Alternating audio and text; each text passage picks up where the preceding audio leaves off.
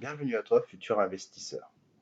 Aujourd'hui, dans ce journal de bord, nous allons discuter de la nouvelle réglementation tarifaire de Bourse Direct et de son impact sur les petits investisseurs comme nous.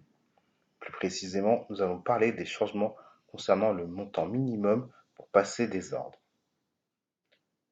Voici le contexte. Le 28 avril 2023, Bourse Direct a mis en place une nouvelle condition tarifaire afin de s'assurer de ne pas perdre d'argent lorsque ses clients passent des ordres. Et oui, c'est compréhensif. Début mai, j'ai voulu passer un ordre et là, surprise, il m'a été refusé. J'ai mis un certain temps avant de comprendre que c'était dû à cette nouvelle réglementation. Ma première réaction a été de contacter Bourse Direct pour obtenir davantage d'informations, surtout qu'aucun mail n'avait été envoyé pour nous avertir de ce changement.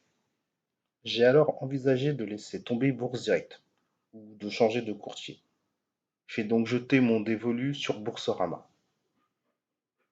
Mais j'ai été grandement déçu de constater que chez eux, le montant minimum était de 100 euros. Après quelques recherches, j'ai réalisé que cette tendance était en train de devenir la norme. Face à cela, la meilleure solution pour moi semblait être d'arrêter la bourse.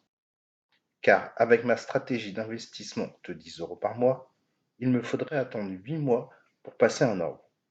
Tu conviendras avec moi que l'idée d'acheter des actions seulement une fois par an n'a aucun intérêt. Donne-moi ton avis dans les commentaires et abonne-toi à la chaîne pour être averti des nouvelles vidéos. La modification qui va nous affecter concerne le montant minimum d'un ordre, qui est désormais fixé à 80 euros pour le PEA et le PEA-PME. Jusqu'à récemment, nous avions la possibilité de passer des ordres avec un montant minimum de 10 euros. Eh bien, comme je l'ai mentionné précédemment, cela créera une difficulté supplémentaire pour ceux d'entre nous qui investissent de petits montants. En effet, avec cette réglementation, si nous ne sommes pas en mesure de réunir rapidement les 80 euros requis, cela signifie que nous mettrons plus de temps à faire évoluer notre portefeuille avec la stratégie des dividendes. Concrètement, si nous restons fidèles à notre stratégie initiale d'investir 10 euros par mois, il faudrait attendre 8 mois pour atteindre le montant demandé par Bourse Direct. C'est là qu'entre en jeu le pouvoir des intérêts composés, une notion essentielle dans l'investissement en bourse. L'idée est d'utiliser les dividendes que nous percevons pour les réinvestir dans notre capital, en rachetant d'autres actions. Cela nous permettrait d'augmenter notre capital plus rapidement et de créer un effet boule de neige. Cependant, avec la nouvelle réglementation, il devient beaucoup plus difficile de maintenir notre stratégie de 10 euros par mois. Car si l'on ne peut pas acheter des actions régulièrement, le pouvoir des intérêts composés sera affaibli. Pour faire face à cette situation, voici quelques solutions que je vais mettre en place. Premièrement, je vais être plus attentif sur la sélection des actions. Je prendrai le temps de les étudier en détail, car désormais, je sais que je devrais passer des ordres d'au moins 80 euros. Il est donc essentiel de choisir des entreprises qui affichent de bonnes performances. Deuxièmement, je vais accélérer le processus d'augmentation de mes dépôts. Mon objectif initial est de passer de 10 euros à 50 euros par mois d'ici la fin de l'année. Mais compte tenu de la situation actuelle, je vais essayer de déposer 20 euros chaque mois. Et lorsque je ne pourrai pas verser ce montant, je continuerai à créditer mon compte avec le montant minimum de 10 euros en début de mois. Et les mois où je pourrai mettre un peu plus, je le ferai sans hésiter.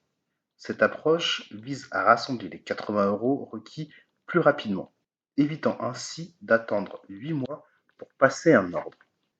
Enfin, il est essentiel de rester actif. Je vais continuer à réfléchir à la prochaine action que j'achèterai, car je sais que je devrais respecter le montant minimum de 80 euros. Pour l'instant, j'hésite entre deux actions, CBO Territoria et Total. CBO Territoria est une action peu coûteuse, fluctuant entre 3 et 4 euros. Elle présente l'avantage d'offrir de la liquidité, ce qui signifie que je peux acheter un nombre d'actions et les vendre rapidement lorsque j'ai besoin de liquidité. En revanche, Total propose des dividendes trimestriels, ce qui augmente mes revenus. Cependant, son prix est d'environ 55 euros. Donc il me faudra prendre deux actions et dépasser les 80 euros, ce qui m'obligera à déposer plus d'argent pour l'acquérir. J'ai déjà effectué quelques calculs et à montant égal, CBO Territoria me rapporte légèrement plus. Cependant, la question reste de savoir ce que je préfère, un rendement immédiat ou si je souhaite profiter de l'accumulation des dividendes trimestriels que je pourrais réinvestir au fil du temps. Dans tous les cas, il s'agit d'une stratégie à moyen terme, voire à long terme, car l'objectif final est d'acheter des actions chaque mois, voire plusieurs fois par mois sur le long terme. En conclusion, la nouvelle réglementation tarifaire a un impact significatif sur les petits investisseurs.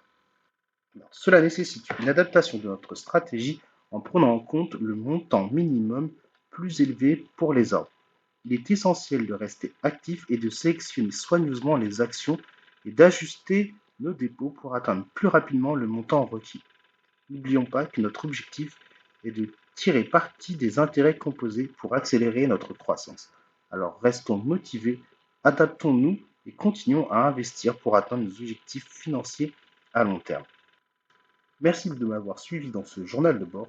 À bientôt pour de nouvelles aventures dans le monde passionnant de l'investissement.